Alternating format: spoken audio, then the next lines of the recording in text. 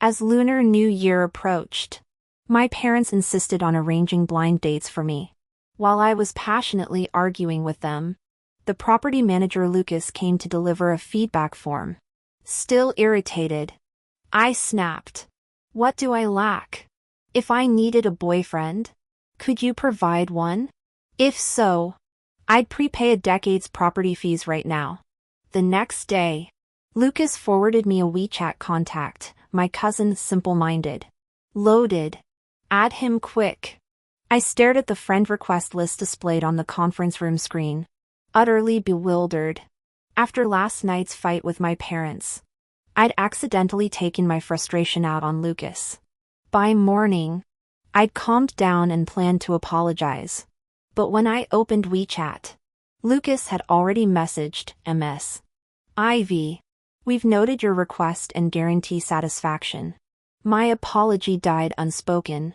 Apparently, the allure of a decade's fees could make any property manager bend over backwards. I brushed it off and headed to work. Today marked our new CEO's first day, requiring all department heads to attend the welcome meeting. As marketing deputy manager, I took my seat. The man at the head table immediately commanded attention. Unlike the sea of suits, Ethan wore a hunter green trench coat over a cream turtleneck, casually elegant yet radiating quiet authority. The HR manager Julie gripped my arm excitedly. We heard he was handsome. But this is ridiculous. Fair point. His golden wire-framed glasses lifted as Julie's whisper caught his attention. A gentle smile bloomed when he noticed our stares. Flustered, I focused on his nameplate, Ethan Wilson. Melodic name. As executives droned through speeches, I discreetly checked my phone. Lucas messaged again, my cousin's getting pressured about marriage too. Why not try? At least you can fake it through the holidays. Remember, simple-minded. Loaded. Add him quick. I barely stifled a laugh. The forwarded profile showed a cartoon farmer tilling fields. Quirky. I sent a request with the note, from Lucas looking forward to collaborating. A WeChat ping echoed through the conference room. My blood froze as I watched my own friend request appear on the giant screen. Ethan calmly picked up his phone, logging out of the desktop client. My apologies, he murmured. Brain short-circuiting. I texted Lucas, is your cousin surnamed Wilson? Works at Horizon Group? Correct. Came the instant reply. Figured your neighbors. Might spark something real. Met him yet? Not entirely unfortunate looking? I stole a glance at Ethan reviewing documents. Not unfortunate? The man was devastatingly handsome, and clearly sharp as a tack. Since when did Lucas slander his relatives? Gorgeous! I hammered 3 exclamation points. Protest vibrating through the screen. Miss Taylor has a crush on him? Then you should make the first move. My cousin is a bit socially awkward. So please be patient. Socially awkward? No problem. I'll take the initiative. After the meeting, I received notification that Ethan had accepted my friend request. UVE added Mr. Wilson. Start chatting now. Hello. Regarding which project? Project? Do all CEOs treat dodging blind dates as work projects? After thinking for a moment, I replied, the Lunar New Year project. I heard you're also having some troubles. Maybe we could help each other out. The typing indicator kept blinking, probably because he felt awkward about the situation. I sent another message, maybe we should discuss this in person. Meet me on the rooftop during lunch break. This time, Ethan replied immediately, agreed. I jumped up to touch up my makeup in the restroom, pushing open the rooftop door. I felt more nervous than during job interviews. Ethan was already waiting, his eyes widening slightly when he saw me. Ivy? Impressive memory for a CEO who'd only met me once. Taking a deep breath for courage, I approached him.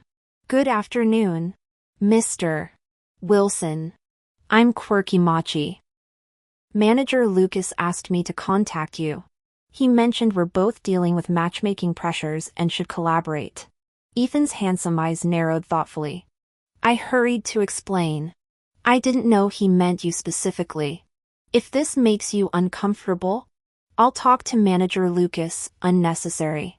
Ethan removed his hands from his pockets, extending one toward me. Pleasure working with you. Blushing, I gingerly grasped his fingertips. He chuckled softly, sliding his palm forward until our hands fully connected. If you're this shy now, what will we do later? Our mismatched hands, his large and elegant, mine petite, made my thoughts scatter. Ethan's hands were truly beautiful. Lying in bed that night, my mind still buzzed. New CEO.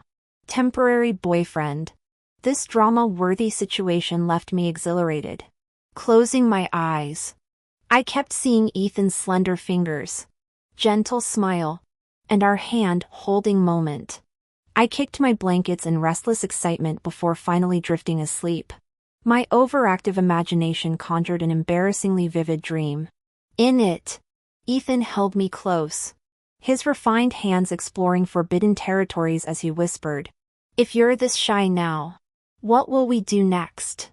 I woke with a start, mentally reciting Buddhist mantras to purge the X-rated thoughts. Today's plan involved meeting Ethan at a cafe to coordinate our stories for family gatherings.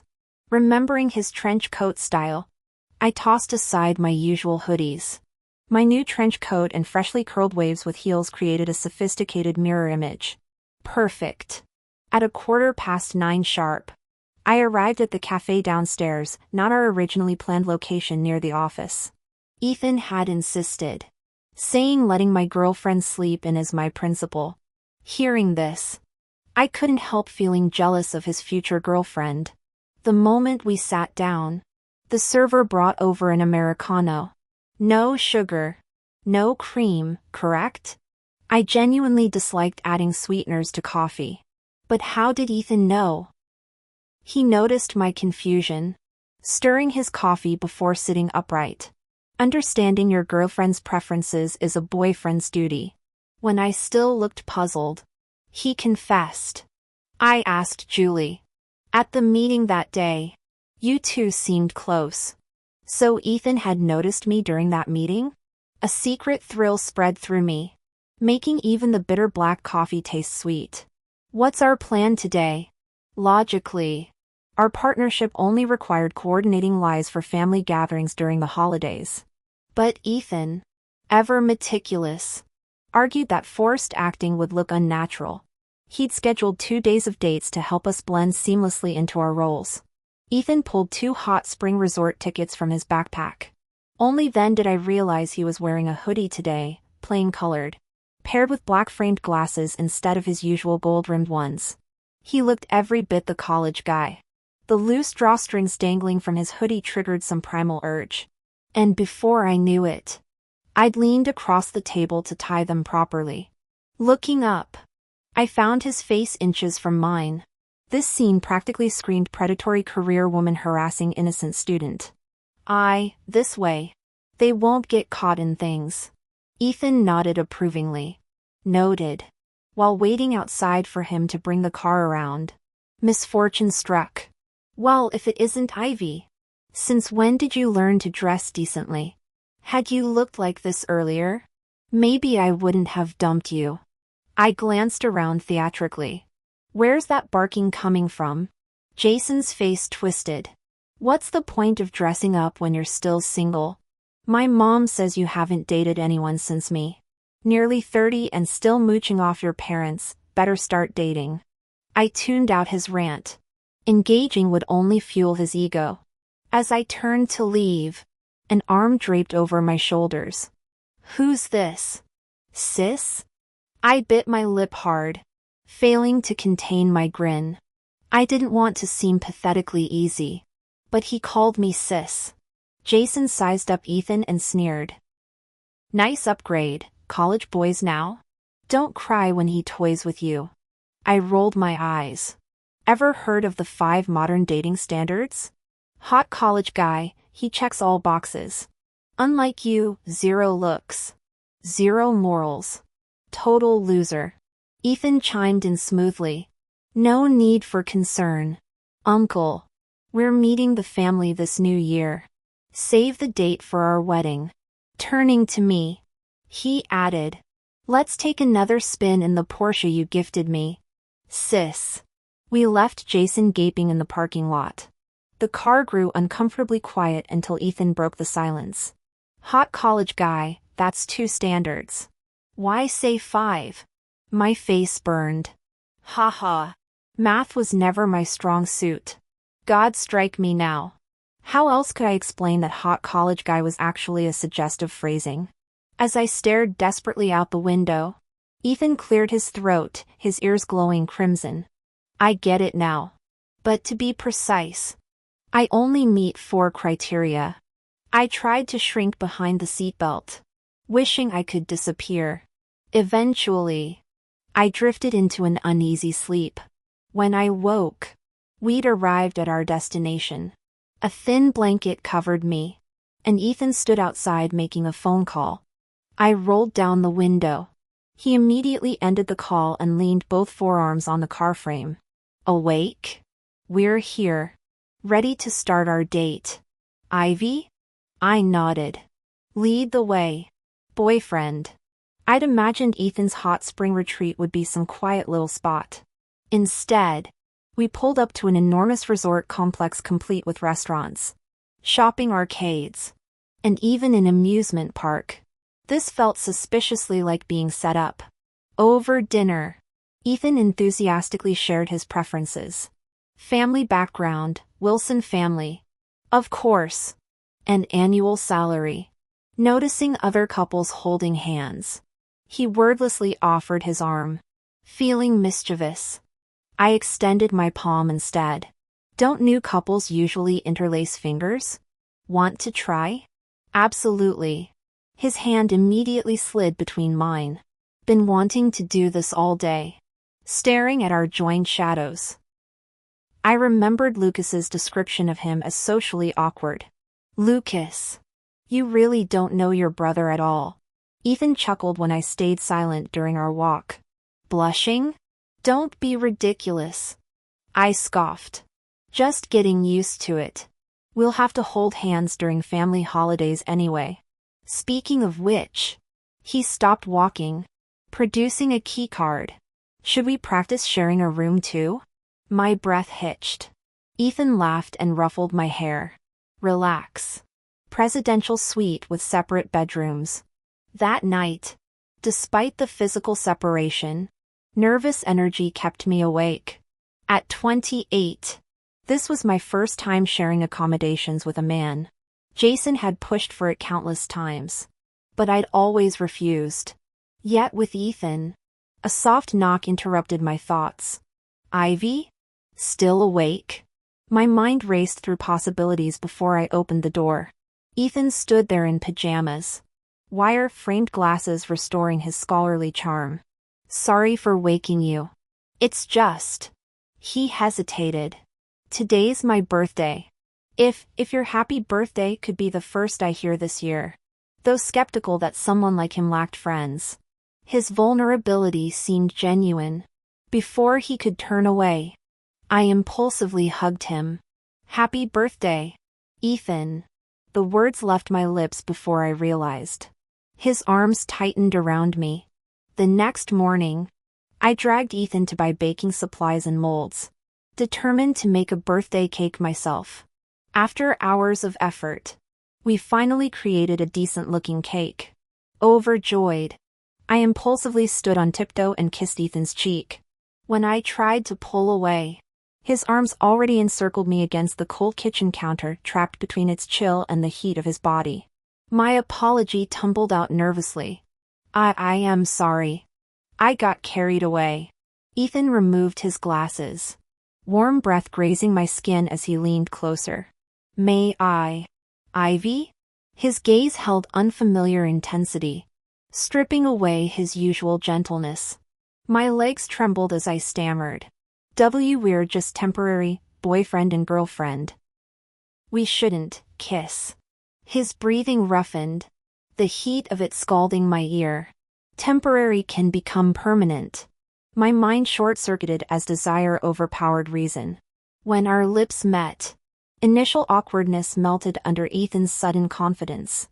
His kisses mirrored his essence, tender yet deliberate, dissolving my defenses against this man I'd already fallen for. Frenzied WeChat notifications eventually pierced our haze. I pushed weakly at Ethan's chest to check my phone. With obvious reluctance, he pressed one last kiss to my swollen lips before exiting to the shower. Only then did I realize my blouse buttons had come undone and I'd been lifted onto the counter. Flustered, I rebut-toned while opening dozens of messages from Lucas. MS. Taylor, are you there? My deepest apologies. I sent my cousin's wrong contact. Please don't be angry. Their WeChat looked identical. Correct contact info attached. MS. Taylor, will you renew next year's property fees? The running shower suddenly sounded like a countdown timer. One word blazed through my mind: run. Ethan's calls and texts bombarded my phone as the taxi sped away. Ivy. Where are you? Was I too forward? Let me apologize properly. Answer me. Ivy. My fingers whitened around the phone. Two warring voices filled my head, one warning that Ethan saw me as amusing prey, the other insisting his feelings were genuine. The mental tug-of-war left me nauseous. After an eternity, I replied, Mr. Wilson. This was all a mistake. Lucas gave me the wrong contact. I'll submit my resignation immediately. Your secret's safe. Whatever game you're playing, it ends now. I blocked Ethan before collapsing against the seat. Yes. I'd fallen hard, but now every heartbeat came laced with doubt. Better to retreat than gamble my heart. Just as I mourned our abrupt ending, fate delivered another shock. Ivy had just arrived home.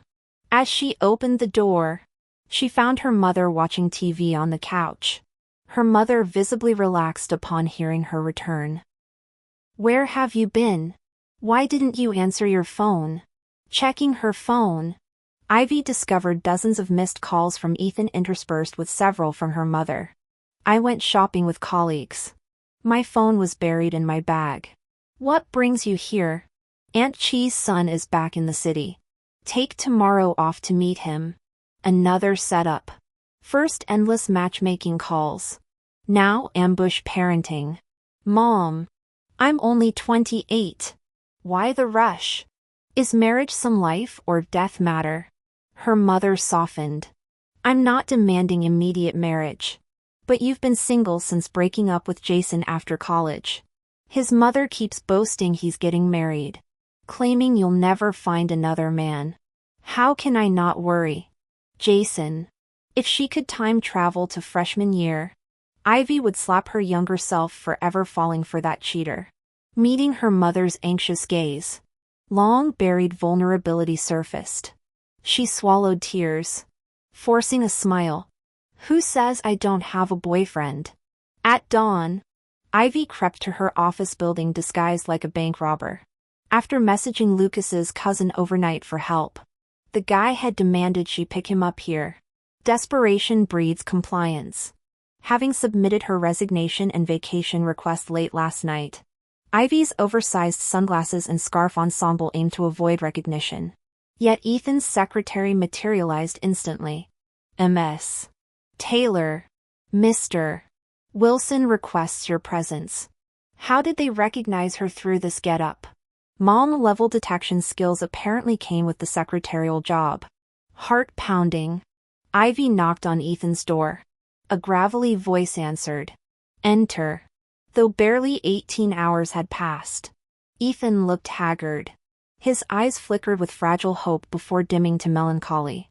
He strode over, shutting the door and pinning her against it, angry yet careful to cushion her head. Ivy.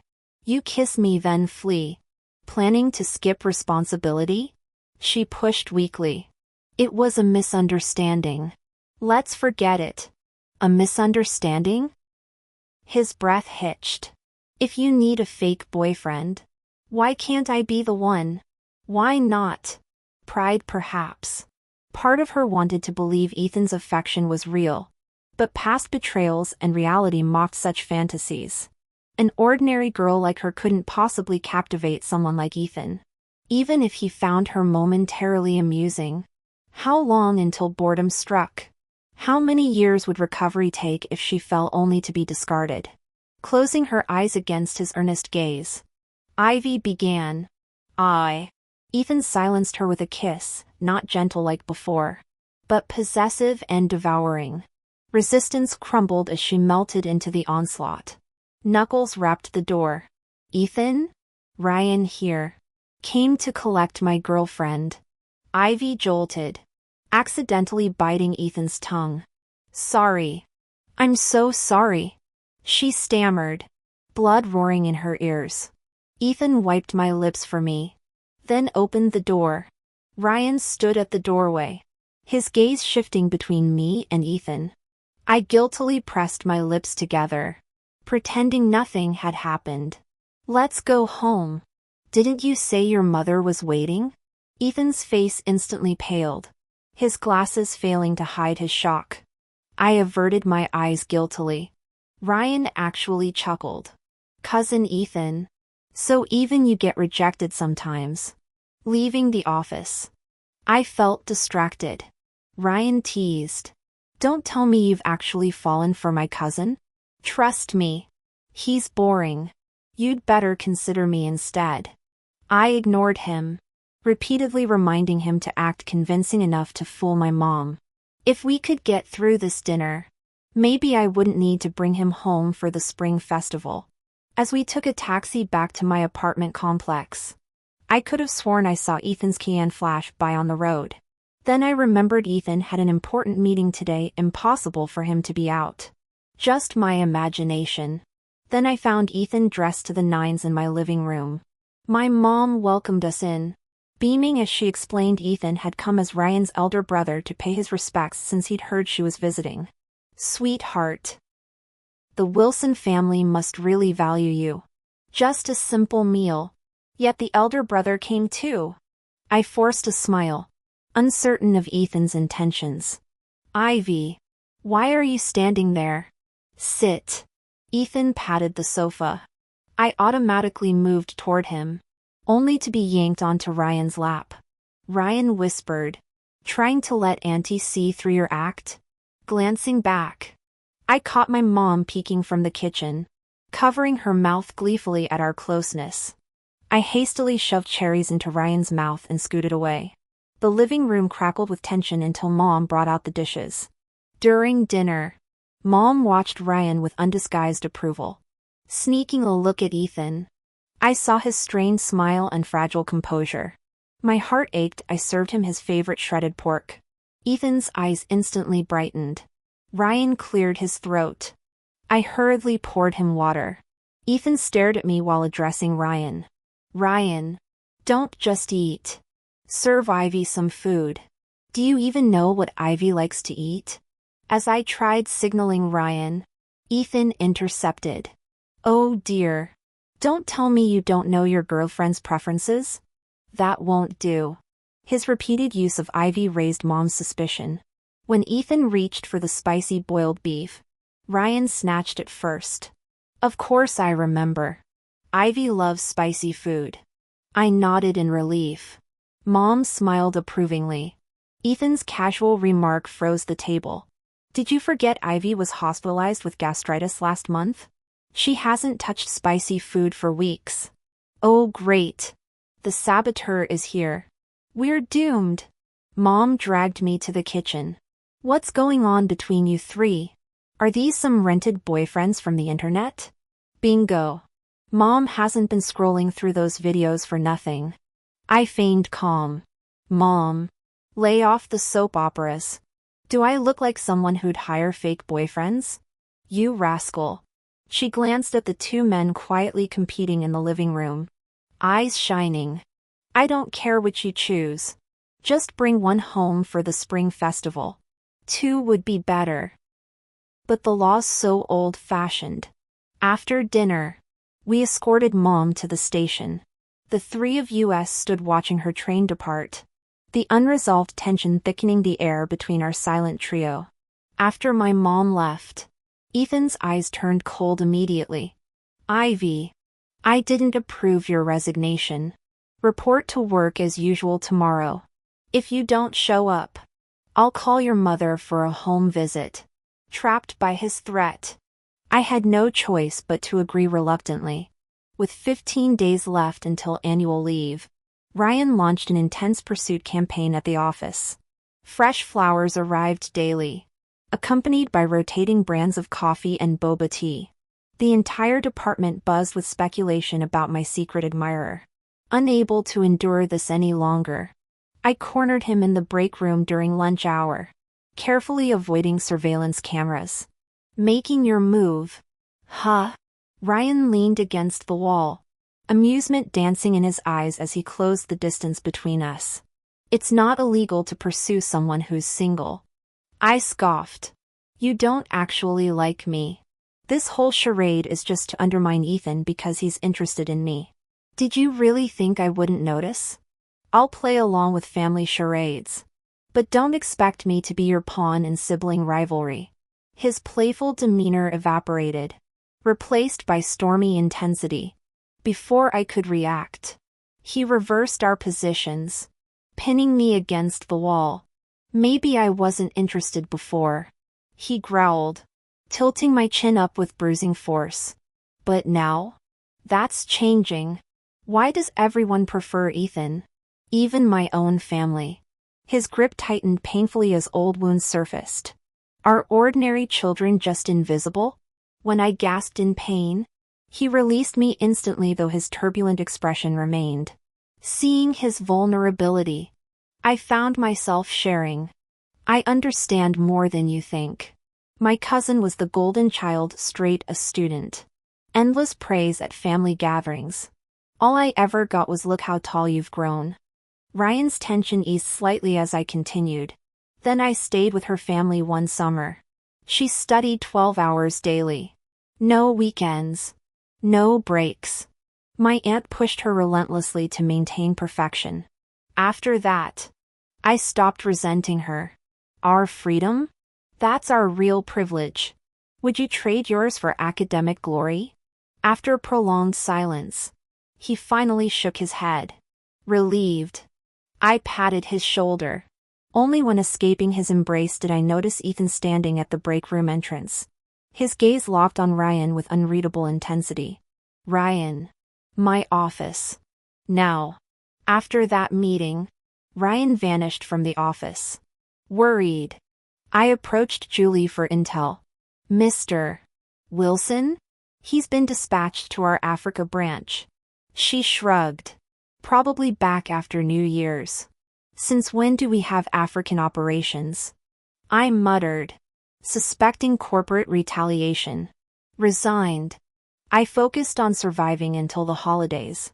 During Friday's department meeting, another Ethan innovation, I nearly had a heart attack mid-presentation. My PowerPoint glowed with persistent notifications from Ethan, apologies for past deceptions, admissions of genuine feelings, culminating in a meet me at our usual spot request. I stood frozen, mortification burning my ears as colleagues whispered, "So the CEO's been sending all those drinks." Julie Stage whispered, "Fancy the boss courting with boba tea." I can't believe this. Is that really the point? The moment the meeting ended, I bolted to the rooftop. Sure enough, Ethan was waiting there.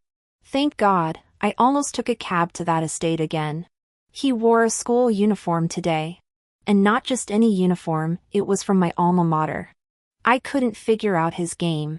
We stood facing each other in silence until I finally snapped. "You did this on purpose." Ethan nodded. Slightly awkward. "I know it's underhanded, but I'm not trying to pressure you. I just wanted you to see I'm serious. This isn't a joke. I'm good at a lot of things. But chasing girls? First time. I planned to take it slow. But watching you get close to Ryan." His voice trailed off, eyes reddening. Without his glasses, he looked like some innocent high school heartthrob. This was blatant seduction. Ivy, he said quietly. I've known you for years. That pep rally your freshman year of high school? I was the speaker. Those exam guides you got as a college freshman? I wrote them. What you think is a whim, it's 10 years of me falling for you. Will you let me try? Memory surged, the gentle voice at that long-ago assembly. The mysterious study notes that saved my GPA. So Ethan had been there all along. I scuffed my shoe against the concrete. Torn. Seeing my hesitation, he murmured, "It's okay. After Lunar New Year, I'll hand everything over to Ryan. You won't have to see me again." What? I grabbed his arm, yanking him back. You flirt and then bail? What am I, roadkill? He opened his mouth to protest. But I stood on tiptoe and swallowed his words with a kiss. What does this mean? He gasped between breaths. I poked his abs. Dressing like this? Textbook bait. Congrats, your little scheme worked. I'll give you a shot. Ethan chuckled, pulling me close. Thanks. When Ryan returned and heard about the confession, he exploded. Sends me to Africa. Then swoops in? Snake move. I wasn't even trying to steal your girl, just needed a fake date. Now Mom will marry me off to some heiress. I frowned. Why can't I still pretend for you? What's that got to do with Ethan? Ryan looked at me like I'd sprouted horns. We're cousins. When the Wilson family hosts you, both our parents will be there. Whose future daughter-in-law are you planning to be? Oh. That explained why Ethan had happily bankrolled my mission outfit after I mentioned helping Ryan again post-holiday. Sneaky bastard. Ryan paced like a caged tiger before suddenly grinning. You've got an older sister, right? She's single? I handed over my cousin's contact info. Certain she'd shut him down. Famous last words. Months later. As Ethan escorted me to the Wilson family dinner, a motorcycle roared up. My cousin stepped off in a cheapo, waving cheerfully. I dragged Ryan aside. How did you convince her? He smirked. Cheeks pink. My secret. Pretty soon. Ethan's calling me brother-in-law. You're insane. I muttered. Ethan proposed not long after. 6 months later. We held our wedding. On our wedding night, I sat nervously on the edge of the bed waiting for Ethan to finish showering. Perhaps my previous escape attempt had left him traumatized, for he actually tied my hands together with his necktie, even securing it with a dead knot. I found this somewhat exasperating. Bound hands didn't prevent me from opening doors. When he finally emerged, I gestured for him to untie the necktie. No rush. Let's first explore different ways to feed cherries, Ethan said, producing a plate of cherries from nowhere and placing it on the nightstand. I thought, should have known he'd hold a grudge. Just because I'd fed Ryan a few cherries back then, he'd remembered it till now. What other ways could there be? Ethan leisurely removed his jacket, then bit into a cherry and brought it to my lips under my astonished gaze. Later, when the impact became too intense, I finally understood the necktie's purpose. A gentle blade cuts the deepest. Epilogue. The first time I met Ivy was when I graduated high school and she was entering freshman year. As an outstanding alumnus, I returned to give a motivational speech at the new student orientation. After the event, I wandered around campus and overheard people discussing me. The senior who spoke earlier was so handsome, though he looked kinda aloof and unapproachable. My sister was in his class. They say he's an academic genius but super arrogant. Looks down on others and has no friends. I chuckled wryly. While I did prefer solitude, it wasn't due to arrogance. People simply stopped wanting to befriend me. Elementary school had been fine when classmates didn't care about academic rankings. But after entering middle school, where my top scores earned me the model student label, old friends drifted away feeling pressured. Too busy studying to make new connections. I grew accustomed to solitude. Never realized others perceived me as disdainful. As I turned to leave, a pleasant voice chimed. I think the senior's actually quite gentle. His voice sounds so warm. Maybe everyone assumes top students are unapproachable, so they don't dare talk to him. Becoming an academic star requires tremendous effort. It's understandable he didn't have time for friends. If I were in his class, I'd definitely befriend him. Then I wouldn't have to worry about failing math with 18 points again. Her friends started teasing her. I glanced back, a rather adorable girl. Our second meeting occurred in the university library. While I prepared for graduate entrance exams, she crammed for finals with sporadic focus, alternating between practice problems, TV shows, and Quora browsing. Whether out of concern for a junior or gratitude for her earlier defense of me, I secretly highlighted key exam points for her each time, then enjoyed watching her oscillate between bewilderment and suppressed delight. Sigh, this junior's a bit of a scatterbrain. The day I officially took over the company, I immediately recognized Ivy.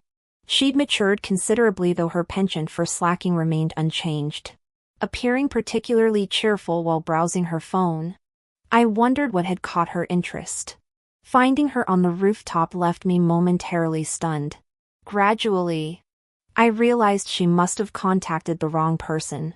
For the first time, my typically apathetic self felt an indescribable yearning. If this girl could stay by my side, perhaps life wouldn't feel so monotonous anymore. Clasping her hand, I vowed silently, this time, I won't let you slip away. The end.